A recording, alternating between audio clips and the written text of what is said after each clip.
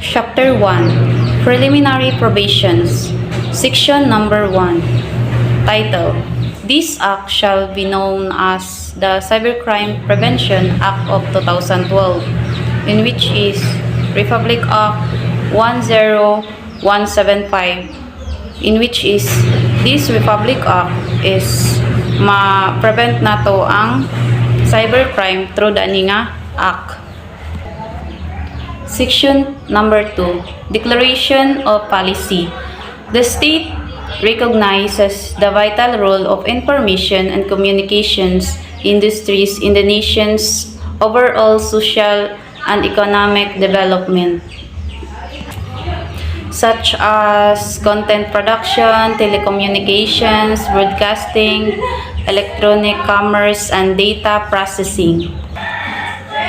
Section 3, Definitions of terms contains the purposes of this act. So, gina-explain dani ang about sa mga definition of terms. Number 1 is the access, refers to the instructions which is mo ni siyang instructions through communications and the retrieving data form. So, otherwise, it is making the use of any resources of a computer system or the computer network. Second is the alteration. Alteration is nag-refers ni siya sa modification or change.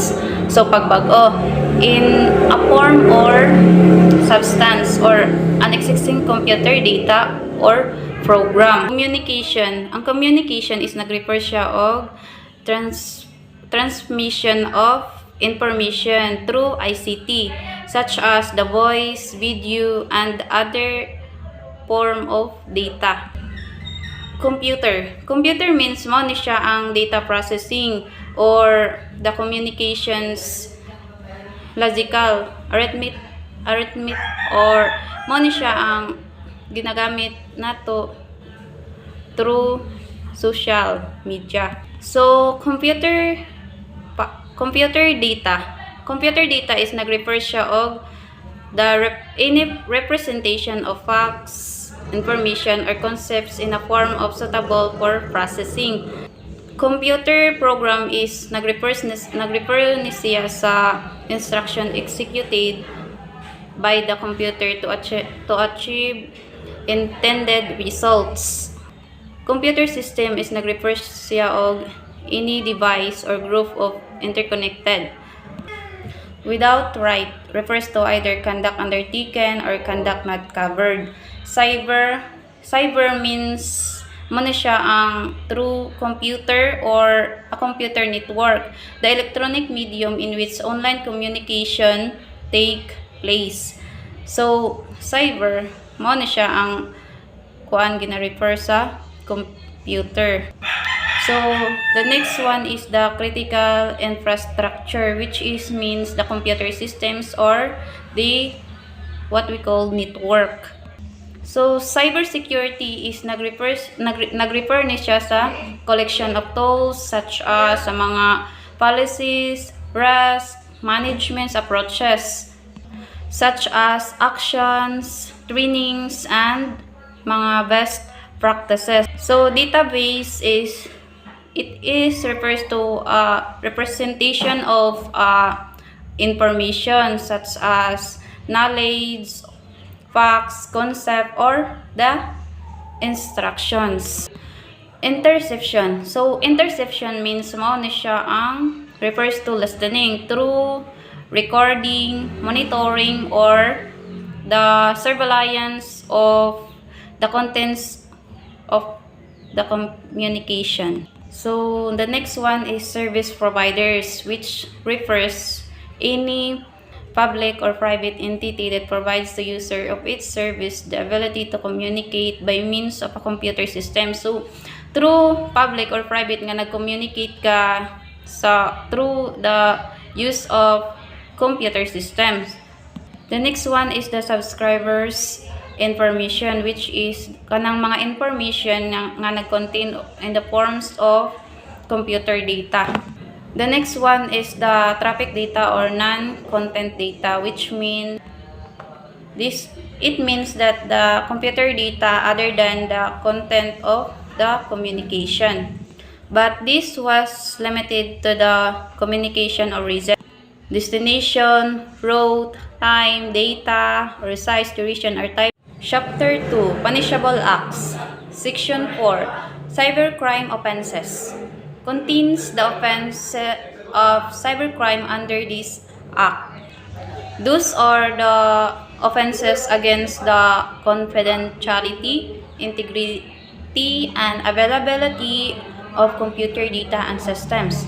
There are some that are punishable acts in which is the illegal access, illegal interception, data interference, system interference, and the misuse of devices. And the last one is the cyber squatting. And there are some computer-related offenses such as computer-related forgery, computer-related fraud, computer-related identity theft. Section 5 is other offenses that is constitute an offense. First is the aiding or abetting in the commission of cybercrime, in which is kini siya any person nga kanang willfully abets or aids in the commission of any of the offenses enumerated in this act shall be held liable. Second one is the attempt in the commission of cybercrime. Ini atong mga tao nga willfully attempts to commit any of the offenses enumerated in this act shall be held liable. Section 6 is all crimes defined and penalized by the revised penal code as amended and special laws if committed by, through, and with the use of information and communications technologies shall be covered by the relevant provisions of this act. So, ang dani nga act is nag-provide siya o penalty which is nag-impose og one higher degree than that provided for by the revised penal code as amended as a special laws. Kay ginatawag man siya special laws. So, and then as the case may be. Section 7 is the liability under laws or the liability other laws. A prosecution under this act shall be without prejudice to any liability for violation of any provision or the revised penal code as amended or special. Chapter 3, Penalties. So, this chapter will give us information about Section 8 to 9 of Republic Act 10175. A. Any person found guilty of any of the punishable acts.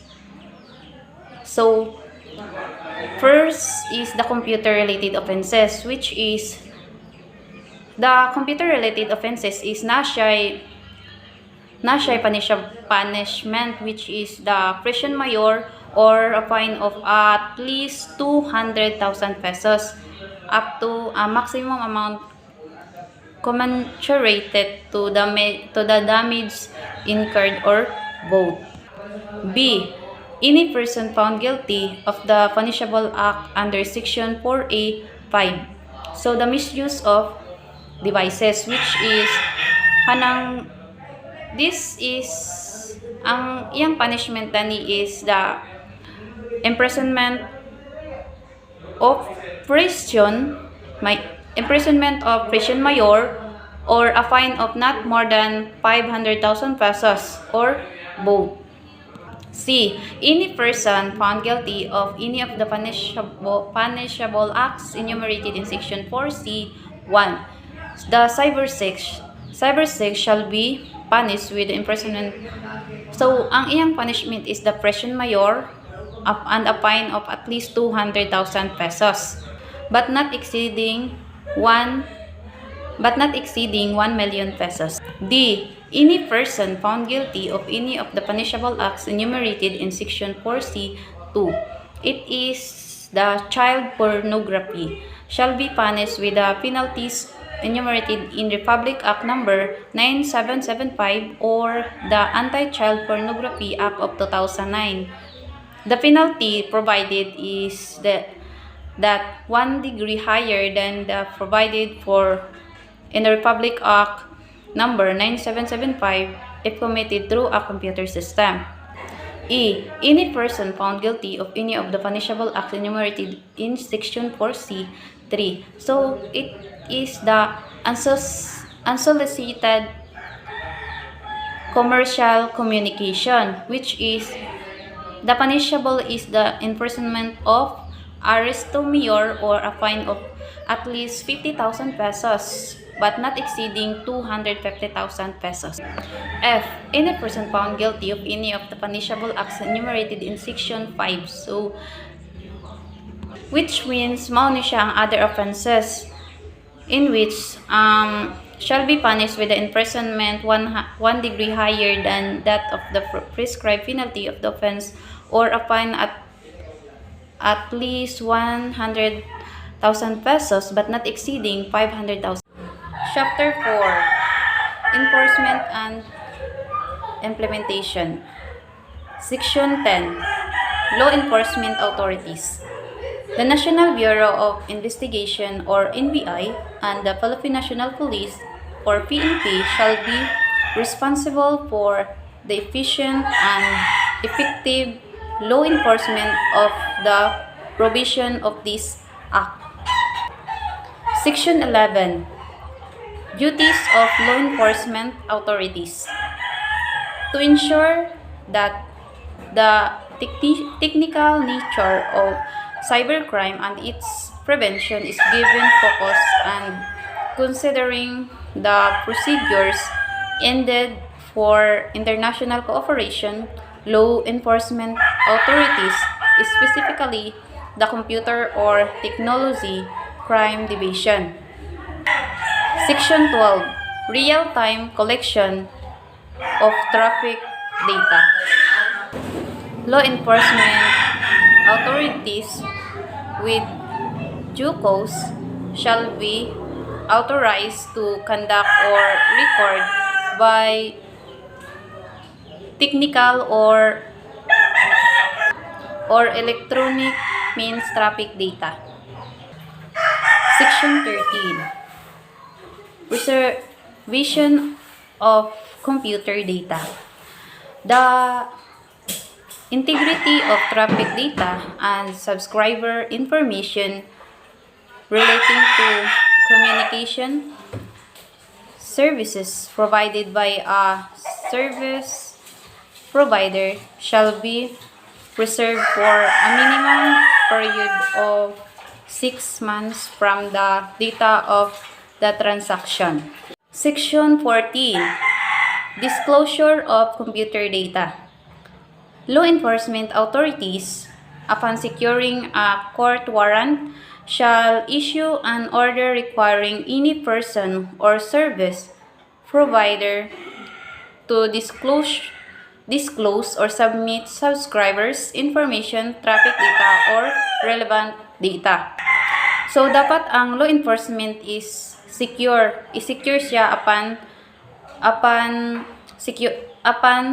the court warrant.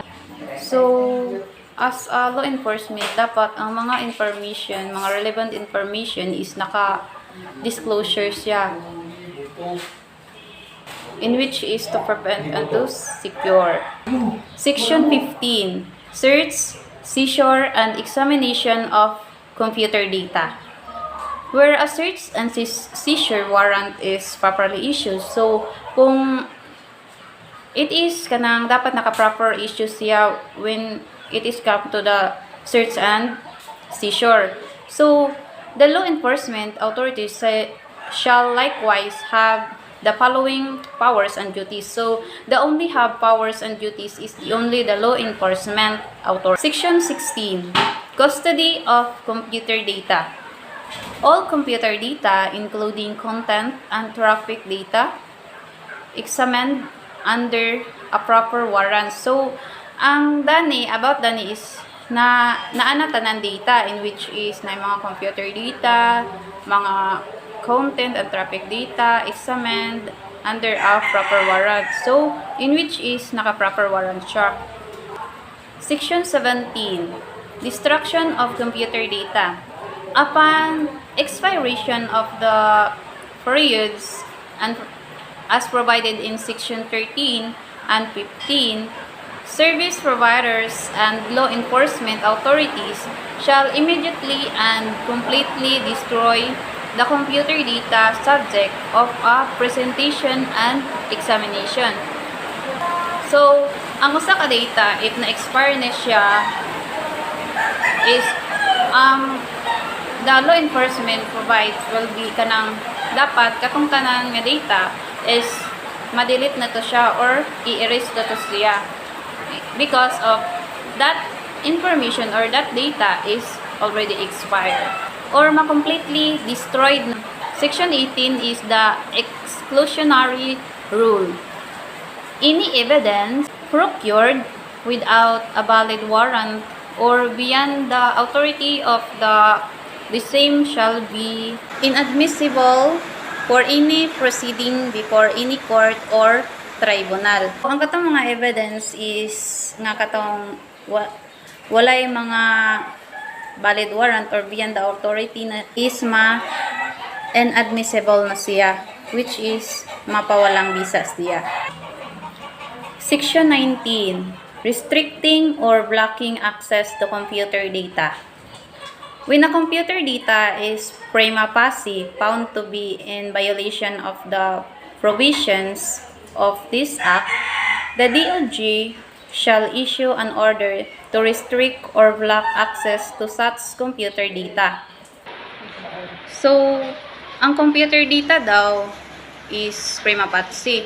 So, nakita nga kanang, if nakita nga kanang naka-violate siya dani nga act, so which means nga ang DOJ or Department of Jurisdiction is kanang siya ang mag-order nga i-block or i-restrict to siya nga computer data kay naka-violate man siya. Chapter 5. Jurisdiction. Jurisdiction. The regional trial court shall have jurisdiction over any violation of the provisions of this Act, including any violation committed by a Filipino national regardless of the place of commission. Jurisdiction, mao ni siya sa jurisdiction naitulo ka jurisdiction. Mato sa MTC, RTC og Sandigan Bayan. Ang jurisdiction naa diri ang kanang kung asa naa diri ang trial court nga kung asa ta pwede i-trial kung maka-violate ta sa balaod. Chapter 6. International Cooperation. Section 22. General Principles relating to international cooperation. All relevant international instruments on international cooperation in criminal matters arrangement agreed on the basis of uniform or reciprocal legislation and domestic laws. In general principles relating to international cooperation, mao ni siya ang naadiri ang mga importante nga information in which international cooperation in criminal matters, mga agreement on the basis of uniform or mga reciprocal legislation and domestic law. Chapter 7. Competent authorities. This chapter will give us information about the sections 23 to 26 of RE 10175. 23. Department of Justice or DOJ. There is hereby created an office of cybercrime within the DOJ designated as the central authority in all matters related to international mutual assistance and extradition. Ni ang koan diri maghimo sa Office of Cybercrime within the DOJ or the Department of Justice designated as the central authority in all matters related in international mutual assistance or extradition. Section 24. Cybercrime Investigation and Coordinating Center. There is hereby created within 30 days from the effectivity of this act an interagency body to be known as the Cybercrime Investigation and Coordinating Center or CICC under the administrative supervision of the Office of the President. Mano siya ang balaod daw dani sa Investigation and Coordinating Center, ang balaod nila mo effect siya within 30 days.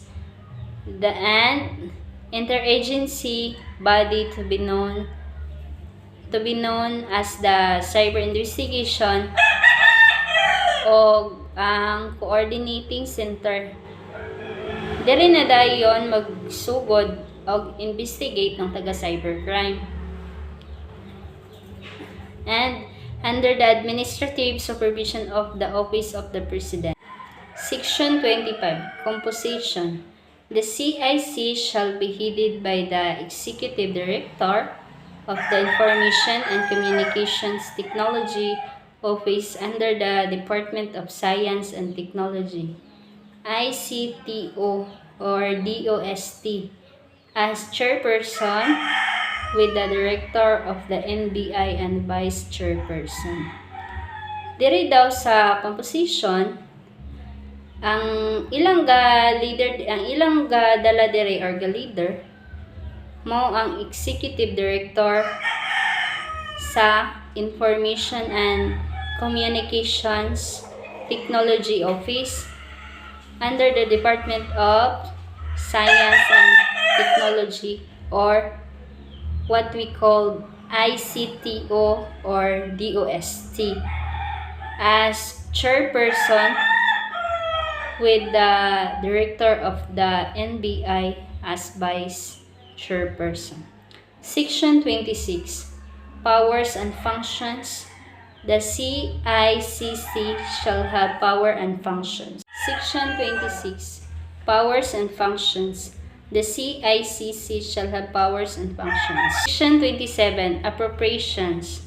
The amount of 50 million pesos shall be appropriated annually for the implementation of this act. Kani nga kwarta, 50 million pesos. Nakalaan ni siya ani nga balaod para ma-implement. Section 28. Implementing rules and regulations.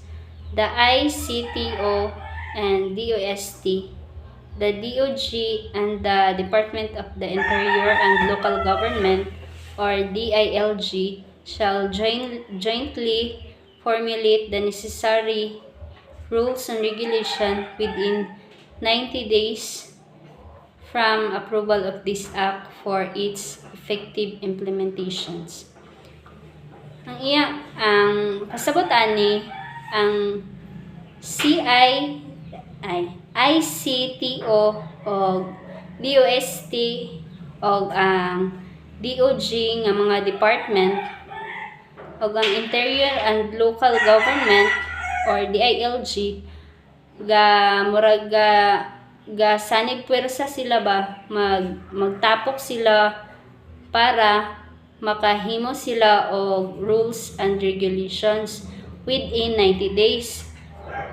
Within 90 days kinahanglan nga tama na gid sa 90 days ma-aproba ni nga act. Dili na siya molapas og 90 days. Section 29.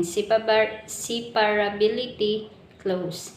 If any provision of this act is held invalid, the other provision not affected shall remain in full force and effect. Kani nga provision, kung kani nga provision is invalid, dili pasabot nga ang uban provision maapektuhan kay naaman siya kibali murag boundary na separate siya. So kung kanila nga provision ang invalid, dili maapektuhan ang uban. Section 30. Repealing clause. All laws, decrees, or rules inconsistent with this act are hereby repealed or modified accordingly. Tanan balaod, kung dili siya makasupport ani nga app, pwede siya i-revoke or i-enhance para lang mo-fit siya ani nga app. Section 31, Effectivity. This act shall take effect 15 days after the completion of its publication of the official gazette. Effect ni nga app in 15 days after mahuman nag-publish tanan details or ma-upload sa website which is the official gazette.